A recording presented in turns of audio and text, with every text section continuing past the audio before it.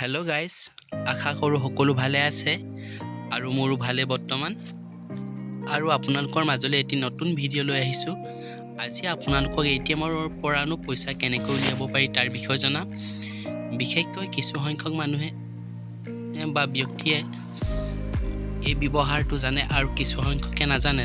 কিন্তু নজনাসকলৰ বাবে এই ভিডিঅ'টো খুব উপকৃত হ'ব বুলি মই এই ভিডিঅ'টো আপোনালোকৰ মাজলৈ আগবঢ়ালোঁ আৰু আপোনালোকে ভিডিঅ'টো চাই উপকৃত হ'ব বুলি আশা ৰাখিলোঁ। প্ৰথমতে কি কৰিব, আপোনালোকে ইয়াত মই মোৰ কাৰ্ডটো ইউজ কৰিম। আপোনালোকে দেখিব ইয়াত এতিয়া মই মোৰ কাৰ্ডটো ইউজ কৰিম। কেনেকৈ ইউজ কৰিম চাই থাকক একবাৰ। মই মোৰ ওপৰ যোনটো চিমৰ নিচিনা স্লট আছে আৰু সেই স্লটটো ওপৰেদি ATM মেচিনত ভৰালোঁ। ভৰোৱাৰ পিছত আপোনালোকৰ please enter your pin press here. ইয়াত আপোনালোকৰ যিটো পাছৱৰ্ড অৰ্থাৎ মানে পইচা উলিয়াবৰ কাৰণে যোনটো পিন থাকে, সেই পিনটো 4টা অংকৰ হয়। সেই 4টা পিন দবাব আৰু ওপৰটো প্ৰেছ কৰিব। ওপৰত প্ৰেছ কৰাৰ লগে লগে আপোনালোকে কেছ উইথড্ৰ 2 নম্বৰটো প্ৰেছ কৰিব।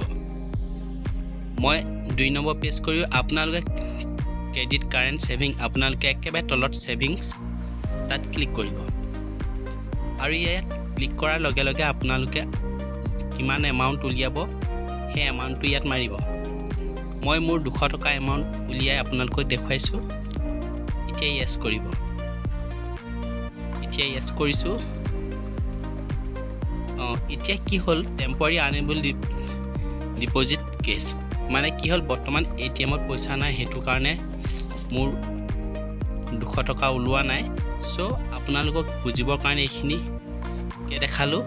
ভিডিঅ'টোৰ দ্বাৰা উপকৃত হ'ব। আজিলৈ বাই বাই।